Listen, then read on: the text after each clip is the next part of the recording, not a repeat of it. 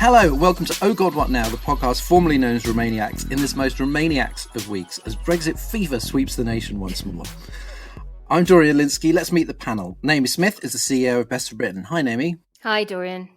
So the first COVID vaccines were administered in Britain on Tuesday morning. It made Matt Hancock cry, and there was a rush to brand it V-Day. Is it a good idea to give people a kind of turning point, a sort of an optimistic landmark to celebrate, or is it too soon, especially given the very next day 2 recipients had allergic reactions? Well, we all need hope. I mean, that is for bloody sure. And, no denying at all that having at least 3 proven vaccines in the offing is a tremendous breakthrough and obviously very encouraging.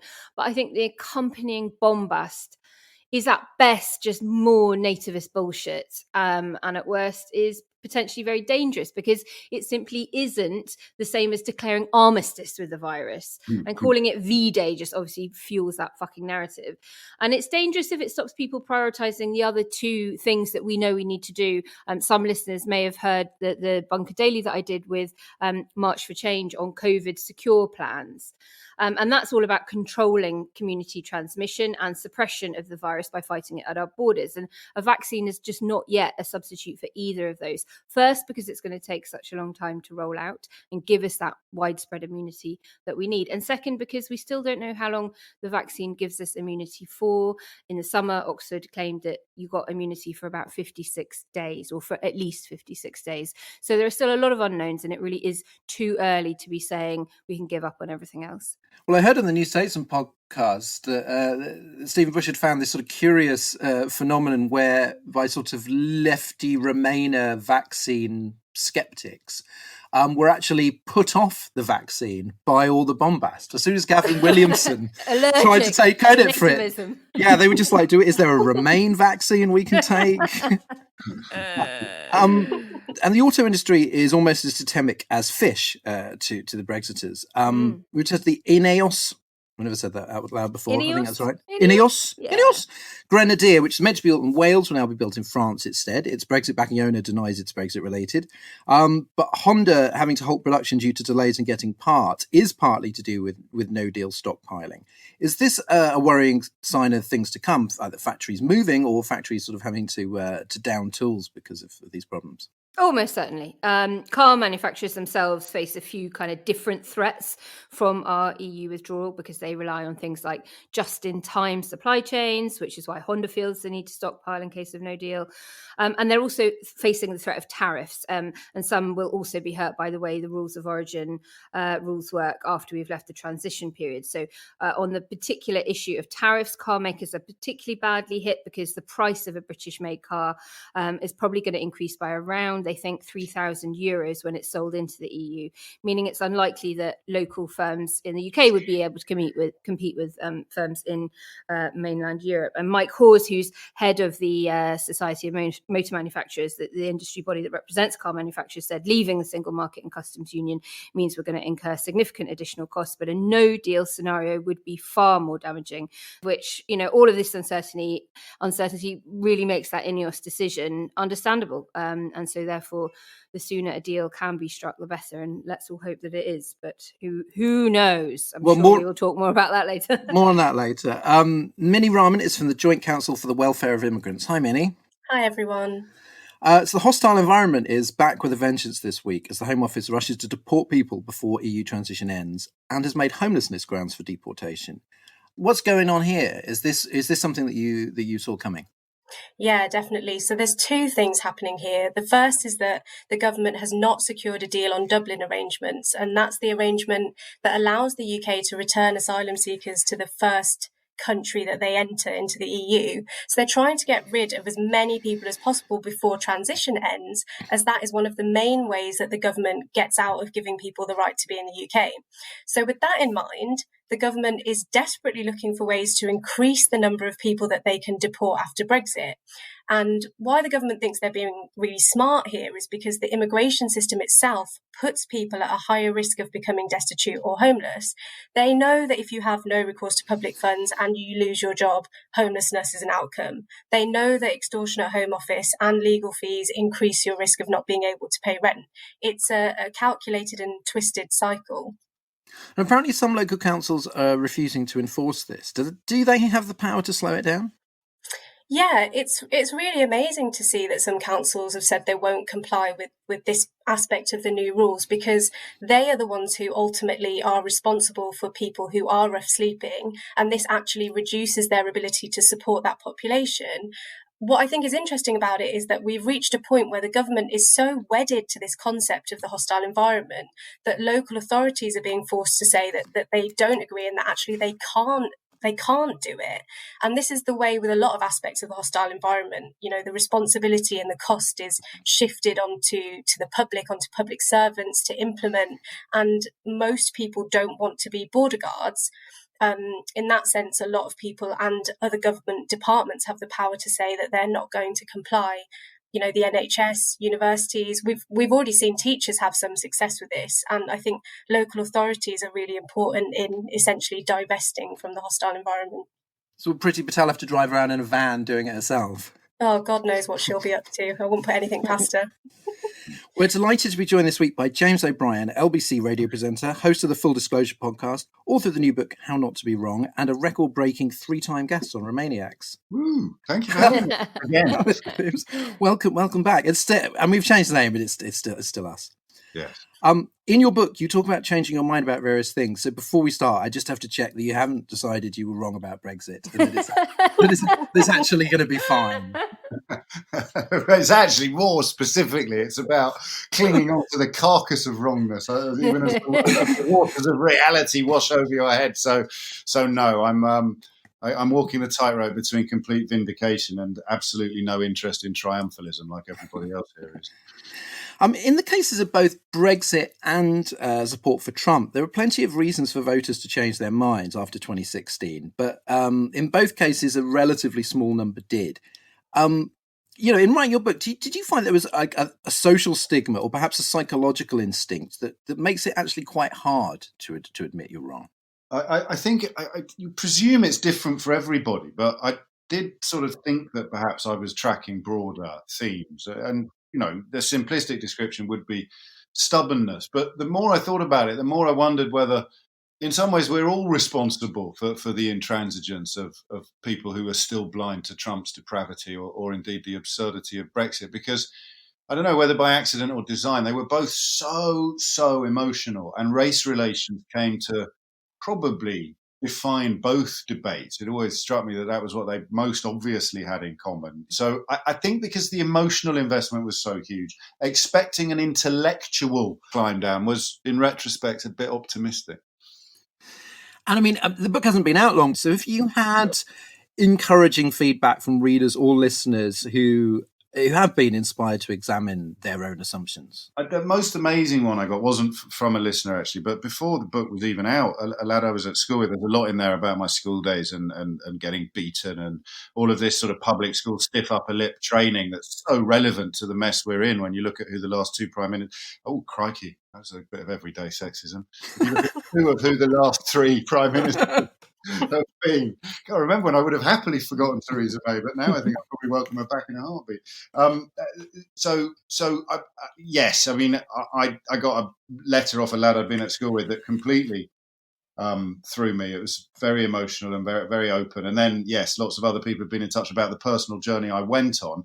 In terms of what I'm doing on air, I'll still beat people up. It's more about picking the right fights rather than feeling that you have to fight about everything and have your fists up in a state of sort of permanent hypervigilance. So I'm hoping on the programme to create a space in which people will find it easier to do what we talked about in your last question, to kind of just acknowledge reality. I mean, Michael Gove this morning was, as far as I could tell, was reduced to claiming that people had voted for European Union officials to be supervising UK officials on UK soil in these new customs offices that we're going to have. And I thought, if he can sit there on the radio and on television, there's still quite a lot of work to be done. On the show this week, it's the final throw of the dice in the EU trade talks, because a desperate gambling metaphor is bound to make us feel that the country's future is in safe hands. As the Prime Minister heads to Brussels, will his personal intervention change the state of play, or has he made his decision already? Plus, as mentioned, How Not to Be Wrong, James O'Brien talks to us about his new book and the art of changing minds in an ever more tribal world. And in the extended section for Patreon backers at the end of the show, it's 12 glorious months since Boris Johnson's government won re-election. Setting aside the bungled COVID response, the bungled provision of PPE, the bungled exam results, jobs for chums, breaking international law, defending bullies, lying in the Commons, stuffing the north of England, and backing advisors who break the law only to sack them when they upset the Prime Minister's girlfriend. How have they been getting on?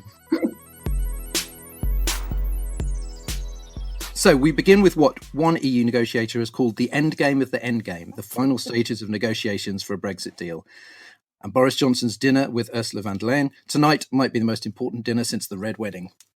Naomi, let's start with the age-old question. How final is this final deadline? When will we know for sure whether or not we're getting a deal? It's like fucking Groundhog Day. This is the only question anyone ever asks me.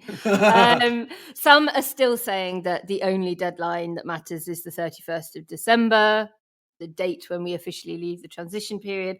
And some are saying that really it's this week, it's Thursday. So by the time listeners have downloaded this show, and that is because lots of EU member states have already been given permission to kick their no deal plans into action.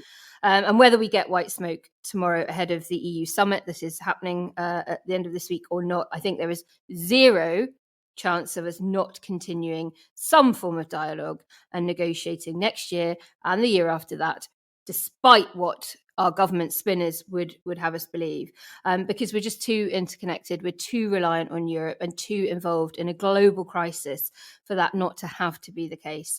But ideally, though, of course, we'll get a slim deal in the next couple of days. And from that, we can then begin to patch on all of the building blocks that would help us resemble a much more modern trading arrangement over the coming months and years. We've been hearing about the same three sticking points for months. Fish, level playing field, governance. Why are these issues so intractable? Why is it the same three things week after week after week? Because sovereignty. It's all anyone cares about. I suspect, actually, fish is probably not that intractable and the UK would move on it. But I think asking the EU to move on level playing field to any real degree is just asking them to tear up the fundamentals of the single market. And it's very dim of Britain to have ever expected them to do that. Why? Well, because we're such a special case. Whether we like it or not, we are not Canada or Japan. We're an island on their doorstep, and we have a land border with the EU for as long as Northern Ireland is still a nation of the UK. And so it's really simple. If the UK wants a trade deal that involves no tariffs or no quotas, then the EU will have to, expect us to sign up to stricter rules. And the UK has just never really fully appreciated that. And that's why it's intractable, because we've not gone in to negotiations fully comprehending that is not something that they can move on. There's an attempt over the weekend to scapegoat France, our favourite scapegoat, because it's held very firm on fishing rights, for example. Is France being unusually tough, or is it in line with the rest of the EU27 and just an easier target? Well, for sure. Okay, yeah, well, of course, the age-old English-French stuff, it's just that's easy, tropes for the Express and the Mail and the Meat for the government to throw them. But it is true that Macron himself has probably been harder than many of the other EU27 leaders to date. He's, of course, got elections next year and the year after. And the polling does give him a good 4% boost if he stands firm against Britain's demands. However, while this tough line was initially only really being held by him, it has expanded to include Spain, the Netherlands, and even Belgium, Greece, Portugal, and I think Austria as well, have been joining in to a greater or lesser extent on this sort of hardball play with Britain. And I think that's largely because they know, as we do and as our listeners do, that the UK will probably have to come crawling back at some point or another if there is no deal. So perhaps their thinking is just, well, let's tear off the plaster, get on with it so that we can get back to that stage of Britain being the sick man of Europe that comes back to us. And what is the constituency for no deal at this stage? Who will be really outraged if the government concedes on these 3 points? I mean, it's almost as if the Leave-Remain split has now just reformed around the deal-no deal split. Leavers of all different shades trying to say, I've always said that we should get a deal. However, it really isn't going to be the end of the world if we don't. And coming out with all this guff about, it'll be bumpy. It might be very bumpy, but basically all saying, true leavers are absolutely fine with no deal. And of course, this weekend, if Tim Shipman's piece in the Sunday Times is to be believed, the cabinet basically gave Johnson a mandate to go for no deal. But remember, there is no mandate in the country for that, really quite the opposite. And it's absolute bollocks to suggest that no deal is just bumpy or an administrative thing. The double whammy impacts of no deal on top of coronavirus are really well publicised. We at Best Britain did that work with the Social Market Foundation, and no deal causes threats to our food security, medical supplies, peace, policing, not to mention economic prosperity. And the world over, the trend is for more regional trade integration, not less. And so to have zero agreements with our nearest trading partners would just have a profound impact, and really would hurt the poorest first and worst, and nothing short of an abject failure of this government if Johnson doesn't pull off a deal. Well, the government apparently has a secret unit dedicated to the nightmare scenario, which actually seems like a very likely scenario of a COVID surge plus no deal plus a harsh winter. Yeah. And Robert Peston was leaked a 34-page government dossier outlining the worst no deal scenario, which includes, drumroll, job losses, price rises, delays at the border, shortages of medical supplies, food and chemicals, bankruptcy for 1 in 20 local authorities, reduced capability to fight crime, terrorism and viruses, and civil unrest. It's just a little bump. Bit bumpy. Minnie, the Tories have been trying to claim that their winning slogans, get Brexit done and oven-ready deal, only referred to a withdrawal agreement. It didn't promise an actual deal at all. That was only a year ago. I'm sure I remember that election. Is that kind of gaslighting going to work? I mean, are people that forgetful? I mean, haven't they been gaslighting us since the beginning, to be honest? But I mean, for people like us and probably a lot of the listeners, of course, that's not going to work. We're going to see right through that. But the reality is that there are a significant number of people in the country who already think that Brexit is done. They think we've left and it's over and there's nothing more to worry about, or they've completely disengaged from it. And the problem is that the government has a really strong line of defence, if you want to call it that. They can very easily say that it's the EU's fault, and that misdirection works with the people that it works for, and it doesn't for everyone else. Do you think Johnson, by going to Brussels and having this special dinner, trying to sell himself as the only man who can knock heads together and get things done, is there a bit of theatre here, so that if there is a deal, it's another kind of heroic Bojo coup?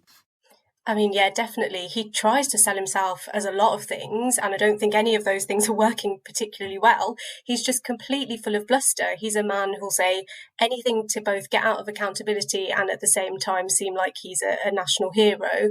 And I think, you just have to really look at what he has achieved as a prime minister. What has he achieved? How can he possibly say that he got anything done if we leave without a deal? That's the definition of not getting things done. That's just running down the clock. James, thinking of the sort of blame game that's going around at the moment, strangely, Peter Mandelson and Owen Jones found something they could agree on, namely that Remainers, of course, Mandelson was a very strong one, were too uncompromising and talked themselves out of any chance of a soft Brexit. And you expect Brexiters to blame Remainers because they've been doing that all along. But why this line of attack? Do you think it's genuine soul searching, or is it sort of political positioning? I'm not sure Mandelson was quite as in the fight as some people remember. I may have been wrong. It may be me that didn't see him or notice him much, but he seemed more to be hovering above the fray.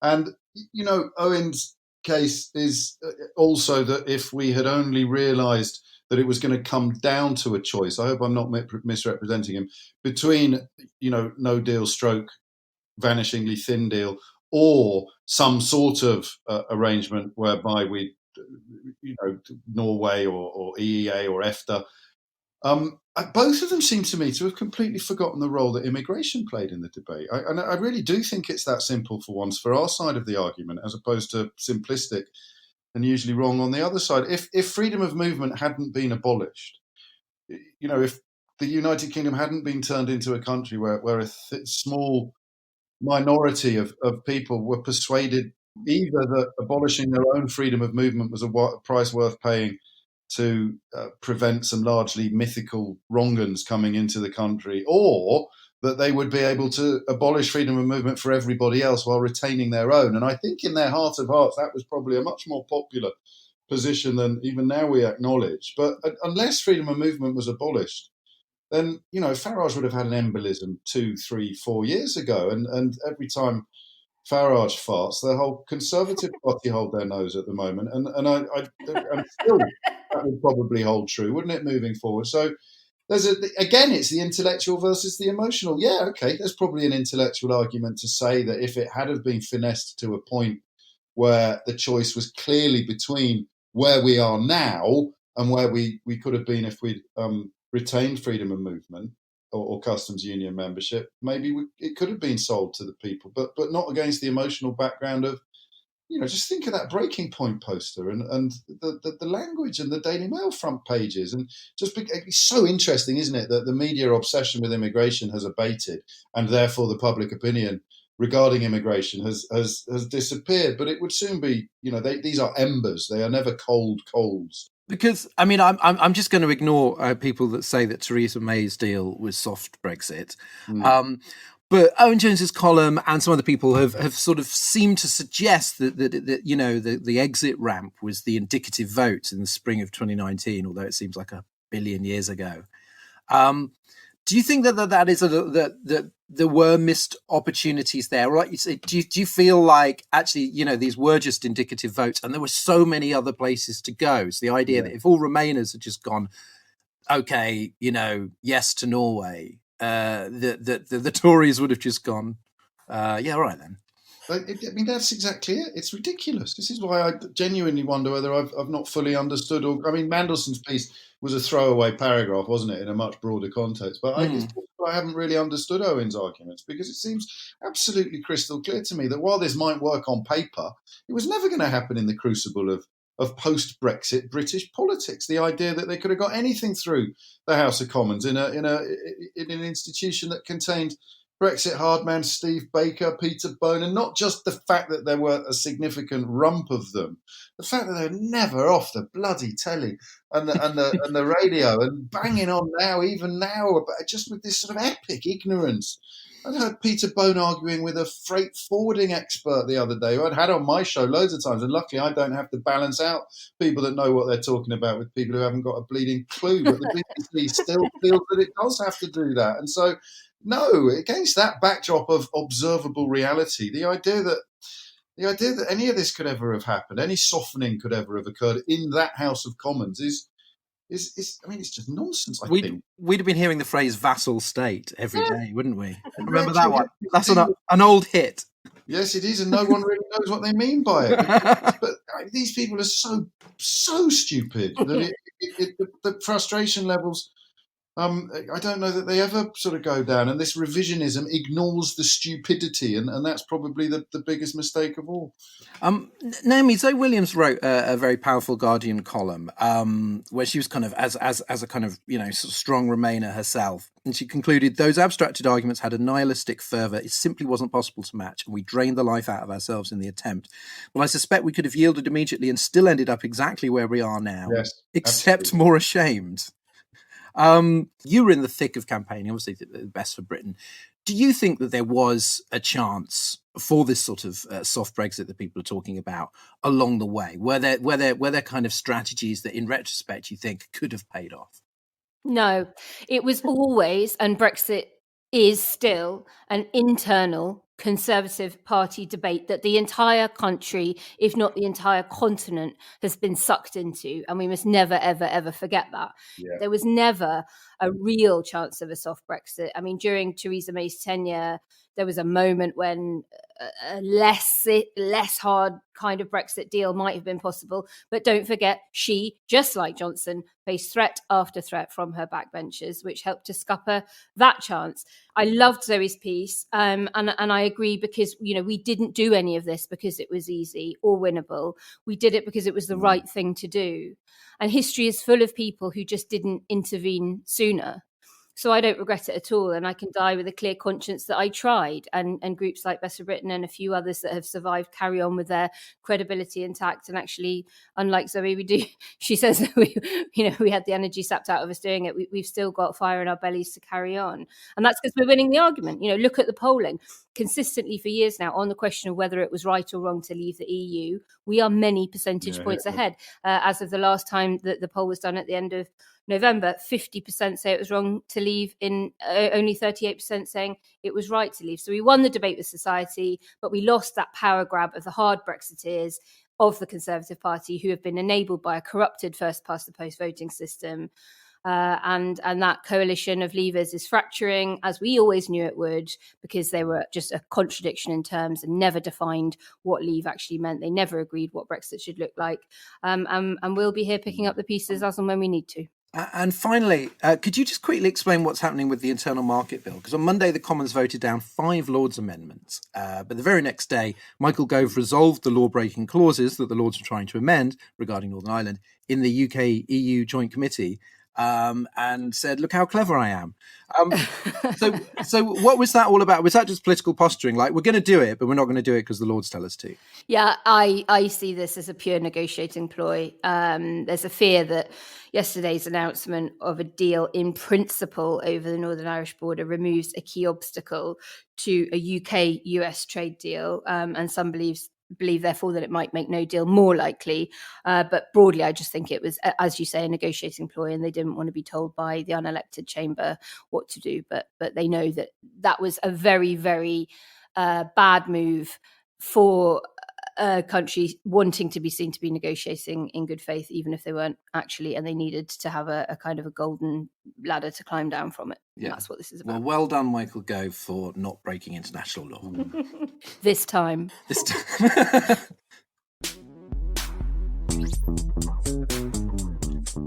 Next up, last year, James O'Brien published the best-selling How to Be Right. He's just followed it up with How Not to Be Wrong, a more personal book inspired by taking up therapy. So I thought we'd use it as a chance to talk about wrongness and changing your mind more generally. James, our colleague Ian Dunt has talked about, in his book, How to Be a Liberal, from the how-to cinematic universe. And he sort of talked about how admitting error is fundamental to the history of liberalism, unlike more rigid ideologies.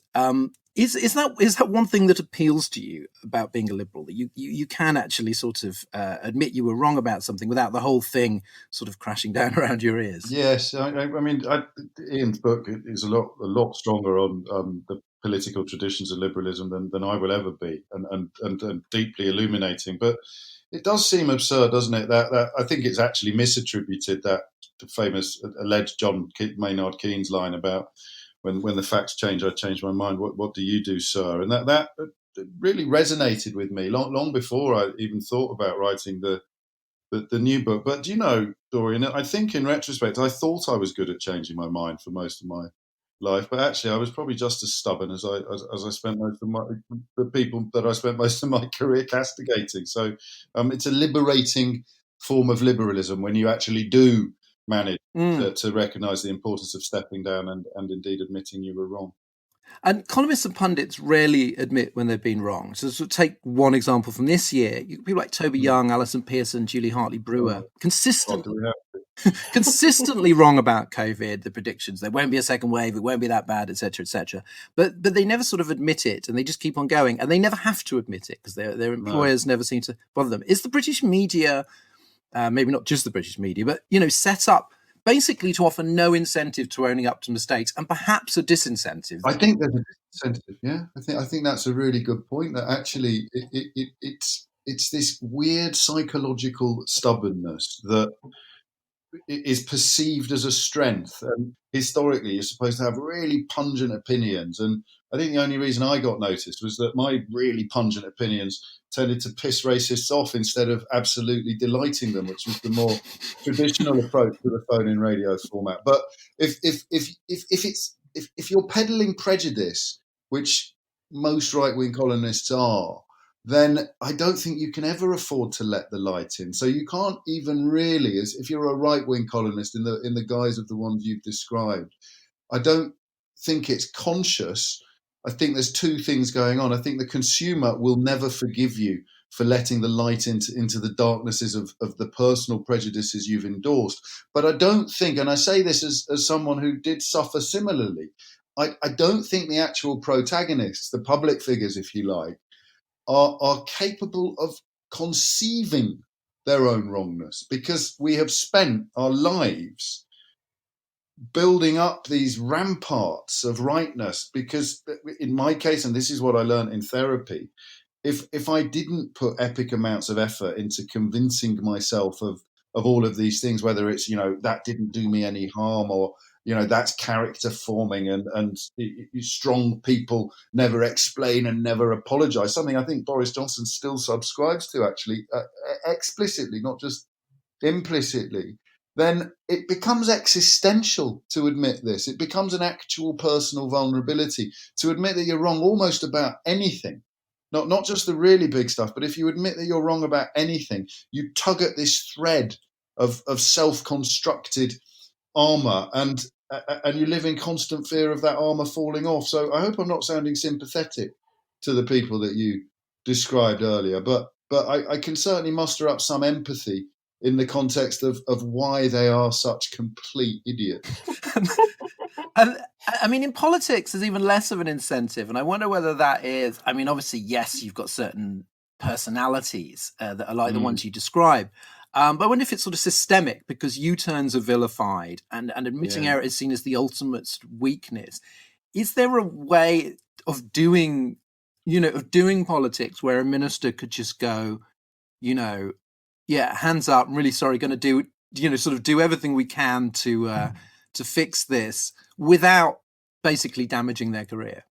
I think that we've seen that in other countries during the coronavirus pandemic. I think Macron did a fairly hefty mea culpa quite early on, and I think it's clear that, I'm going to generalise massively, but I think it's clear that the female heads of state have managed to plot much more sensible, not less risky courses, but much better explained and much better informed courses, because they entertain the possibility of being wrong, which is, to answer your question directly, that's probably the most important precursor to having politicians that can admit that they are wrong. It's entertaining the possibility that you might be. And I think if I was redrawing the model of politics, I can't wait until someone gives me that job, then I would I'd begin with, I don't know. I think this rush to really strong conviction-based politics, my country right or wrong cubed, that probably creates an environment in which contemplating the possibility that you're wrong is impossible. And if contemplating the possibility that you're wrong is impossible, then God knows admitting that you're wrong always will be, always. Well, of course, I mean, scientists, of course, the whole thing of, the development of science is that you realise that the previous generation, was right about some things and wrong about some things. That's how scientific knowledge advances. And the way that, there was that real uncertainty, and some scientists were actually very anti-mask back in March. And then sort of very quickly we're just like, no, we were wrong about masks. We should, masks are really useful. And they seem to be able to do that more without suffering some, existential crisis, and just go, no, that was mistaken. Yeah. I think you've nailed it, actually, Dorian, as you so often do. It's Kuhn, isn't it? I think Thomas Kuhn's paradigm shift in the probably, I'm sounding a bit pompous. This is literally the only thing I remember from my degree course, but the structure of scientific revolutions explains precisely what you've just described. So, everything from the theory of relativity down gets revised, it gets redressed, and ultimately, as the evidence becomes more apparent, it gets replaced. So, science is the best available explanation for all of the available evidence. And politics in this country and America and in many other places at the moment seems to be the polar opposite, in that I will reach my conclusion. And this brings us back to the colonists of every colour and hue, politically speaking. If you've laid out your stall, then you can't contemplate rearranging it, let alone replacing it. And that rush to certainty, I'm going to drop a name that I doubt has ever been dropped on this podcast before, the great Terry Wogan, Well, secondly, I got to warn you, this is real A-list stuff. We were backstage on the Alan Titchmarsh show. And the great Terry Wogan, he turned to me and he said, well, first of all, he asked who I was. I should make that absolutely clear. And having explained, he said, so you're the fellow with the pungent opinions. And I thought, I don't want to be the fellow with the pungent opinions. I want to be the fellow that thinks about things and actually shows the working on it on his calculations. And if the ghost of Sir Terry is listening, then I hope ever since that encounter, that's the fellow that I have tried to be. But it's a lonely furrow on in my corner of the media. Obviously, my fellow panelists do that for a living. But in the sort of popular, but not necessarily populist media, it's a very, very rare priority. Minnie, in James's book, he talks about this permanent state of hypervigilance that's sort of intensified by criticism, and I think especially online and especially on Twitter. So, and when I've made a concession or an apology on Twitter, the person I'm arguing with is often sort of surprised. They're like, "Oh, really? You're just gonna say that you were wrong?" So, Minnie, do you think that Twitter has made us live more than ever in this sort of defensive crouch, where there's this huge sort of psychological refusal to give an inch that you actually have to kind of grapple with? Dorian, I think I just have to say you do have very good Twitter manners in comparison to the rest of the Twitter population. I don't know whether I think that Twitter really is the main forum for political discourse. And I think that is part of the problem and one of the reasons why it feels so heated and toxic a lot of the time. I think we've forgotten that there are people out there who don't have Twitter and are still having political conversations. People have forgotten that they can have these conversations in real life. And when you do have them in real life, they're a lot better. On social media, there just isn't space for nuance. You don't see what people are doing in their real lives or how the rest of their personalities come into it. It's the public equivalent of Hansard, it's on the record forever, and people can create a persona for you based on their interpretation of 140 characters. And on top of that, it's a forum which creates opposition because it's quick, it's constant. People aren't necessarily super engaged in the topics they're speaking about, but we're all seeing the same information. So it kind of leads people to think that they are experts in everything, and for other people to see their every single opinion, which just isn't how real life works. So I think it creates a kind of really weird microclimate where everything is intensified and everyone can be misinterpreted. Do you think the language we use is broken as well? Because people can't even agree on what, say, woke or cancel culture or even, censorship means now. So a lot of the time you see people are basically sort of arguing at cross purposes. Yeah, I mean, I love talking about language because it evolves at such high speed. There are so many words throughout history that have been politicized and that we would absolutely no longer use, and words that have just fallen out of fashion, and words that have been reclaimed. And in a lot of ways, that's a good thing. It means we're catching up with ourselves. I have no idea how words like woke or cancel culture will play out in the future, but I don't think it means that language is broken. To me, those words are just examples of politicized words, and I think it comes down to knowing your audience when you use them. For example, I wouldn't go into a conversation with a conservative and use the word woke in any context, but I might if I was with a group of young activists. Those words are for specific groups of people to use for political purposes, and often arguments ensue when the opposition recognises that the word is having the desired effect on its audience.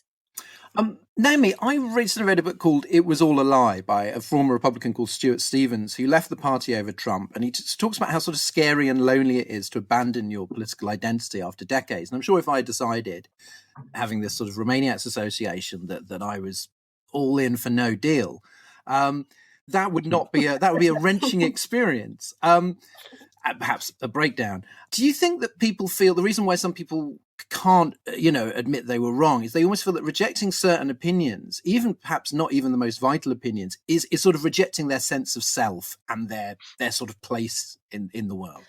To a certain extent, I think that probably is true, because it's been a values war, this whole Brexit debate, and certain values have correlated very strongly with Leave and Remain. And we certainly, as Remainers, feel it is an attack on our identities to be stripped of our citizenship and our freedom of movement.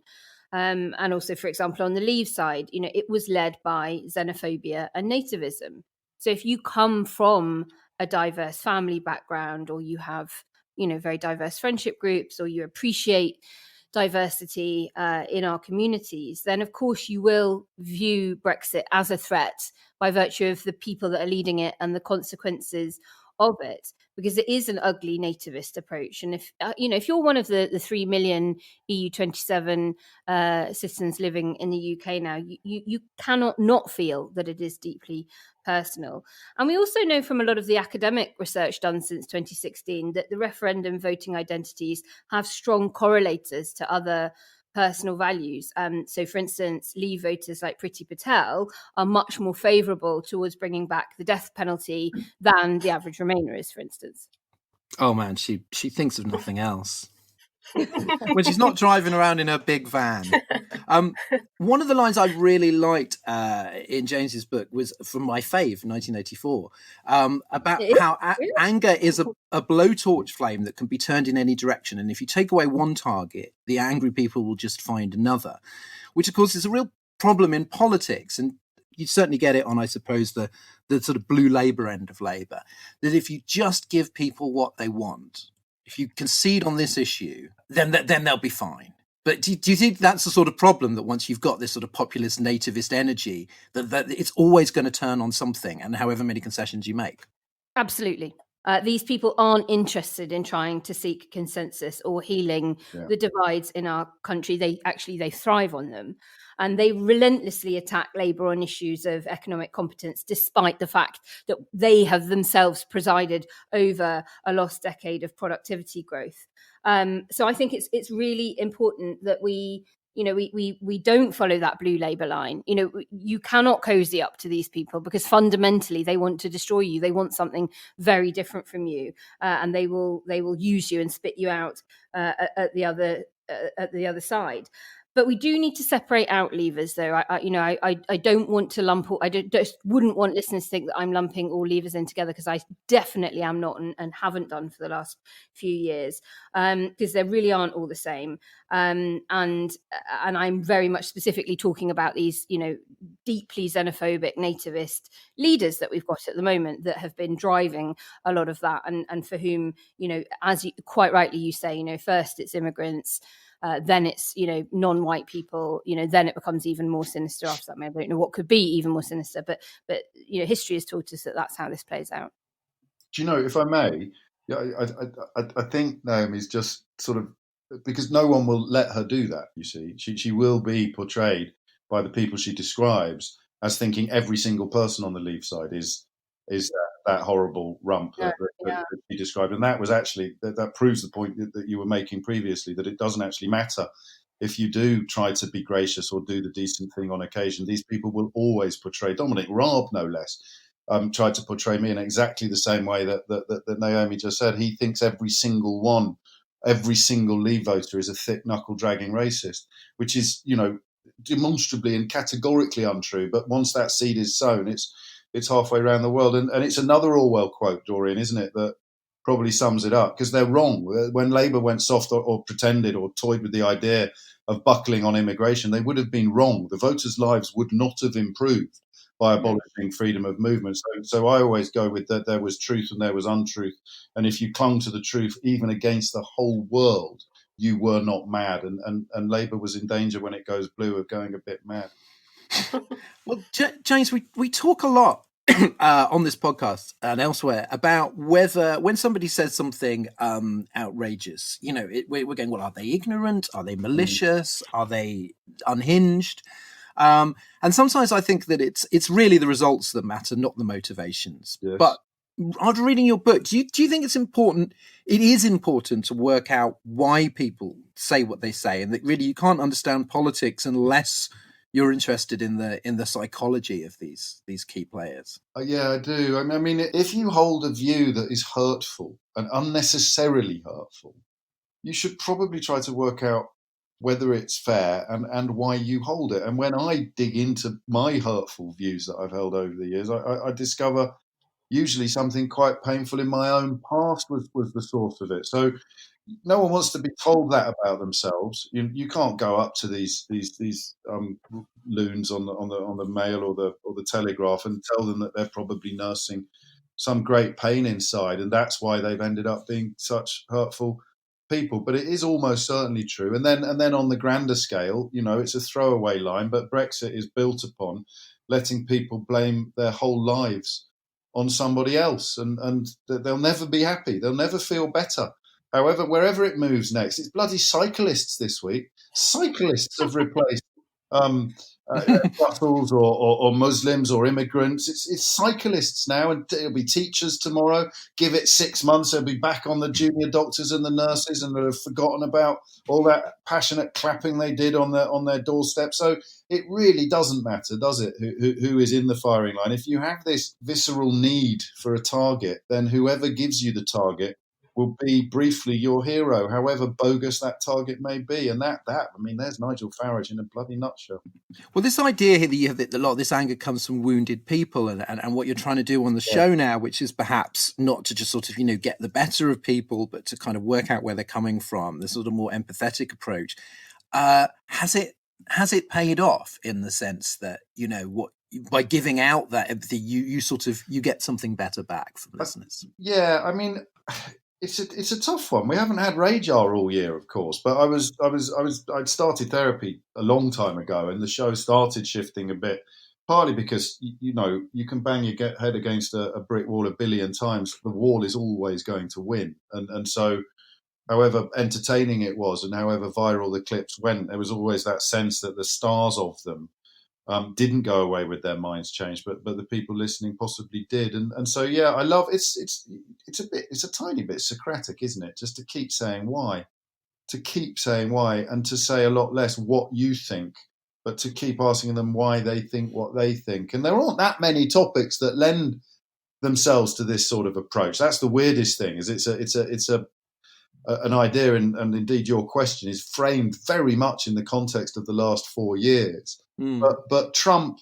and Brexit and Johnson / Cummings are not normal political phenomena. They are freakish, and the skills that you need to unpick support for those three things, I hope, will be redundant not too long from now, because normal politics, climate change and vaccines, I suppose, fit into that sort of model of just treating abject nonsense with the same weight and authority as evidential or at least evidence-based opinion. So yeah, I mean, my show can still be very punchy and very bouncy and great fun, but I, just as a human being rather than a journalist, I'm just a lot more interested in why people think what they think than I am in what they think, which is, when you think about it, kind of probably quite dangerous for a radio phone. Well, finally, Minnie and Naomi, I'm going to ask you to each tell me one thing that you have been wrong about in politics. Or at least have changed your mind about. Sure, Minnie, you go first. Honestly, I've been wrong on so many things. I think I have a bit of a tendency to be quite dismissive of things and to think that they're not as important as they're going to be, or that like it doesn't apply to me. One of the things that I will always really regret is that I'm probably going to get a lot of people screaming at me for this, but I didn't vote in the alternative vote referendum because, for that exact reason, I didn't think it was a big deal. I didn't think it was important. I couldn't be bothered. I thought everyone who was talking about it was really boring. They were. Yeah. And as it was the only referendum that actually committed the government to change, I feel like I should have done something, anything. And actually, now that I look back, I think a different referendum result there, a different engagement there, could have had a very big impact on what happened in the following years. Naomi? I used to believe that grammar schools were a good way of helping bright kids from poor backgrounds to get a good education.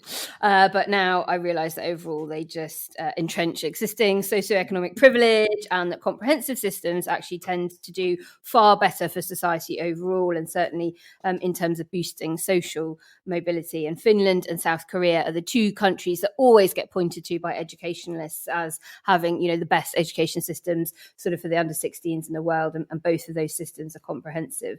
And I guess, as well, I hadn't appreciated the extent to which grammar schools reinforce the bullshit of elitism that I think really feeds into a lot of the exceptionalism that our public school boys that run the country most of the time also have. That some people are just born cleverer than others, and this theory that a few good men are the ones that actually make history, which of course is absolute nonsense. They just happen to be in the right place at the right time, leading movements. But we have this enormous, wonderful capacity to change, and all of us do. And pigeonholing children at 10 years old is just this absurdly crude measure of success that it's just absolute madness. And then the other thing that I was obviously very wrong about was, and it would be remiss of me not to mention it on one of these podcasts, was I was totally wrong to trust Nick Clegg in 2010 and to vote for the coalition at that special conference. He abused my trust, our trust, and our trust was very valuable. And I was wrong, and I should have voted against. Whenever we get personal with you, Naomi, Nick Clegg always gets it. He's the Joker to your Batman. Before we go, it's time for But Your Emails, in which we respond to your most thoughtful electro letters. This week, because we have a guest who's good with listeners, we have two questions. The first one's for James from Dean Lee. How to actually make the shit stick? You have a wealth of experience of walking angry and confused crawlers through their delusions, misconceptions and prejudices, and even you can't convince some of them to change their minds. What chance do the rest of us have when there isn't even a shared sense of reality to base our discussions on? Well, I'd go back to the why instead of the what. So keep asking people why they think what they think until they realise it's ridiculous, rather than hitting them over the head with the ridiculousness. I did think for a tiny moment that perhaps this oil tanker was beginning to turn around, but on a media level, again, you can't obviously get stuck in as much as you might be able to in a bigger time slot. But I wish they'd start playing back more tapes to these people. This is what you said 2 years ago. And then it's their own voice that you will hear saying the polar opposite of what they're saying today. And you could do it. Good Morning Britain nailed it not long ago. It was one of those clips that went out. I can't even remember who it was. It may have been Hancock saying something, and they got the clip ready, which means someone in the gallery was beavering away, and before the interview ended, Susanna could say, "Oh, hang on a minute, this is you," and that I think would get the shit to stick. And one for Minnie and Naomi. Andrew Budkowitz says, "I was a Remainer, now I am a rejoiner. Am I a bad citizen for wanting there to be a no-deal Brexit, knowing there will be people hurt by this, as I see it as the only way the hardcore Brexiters will see where they went wrong with their assumptions?" I would say that you're not a bad citizen, but you are wrong.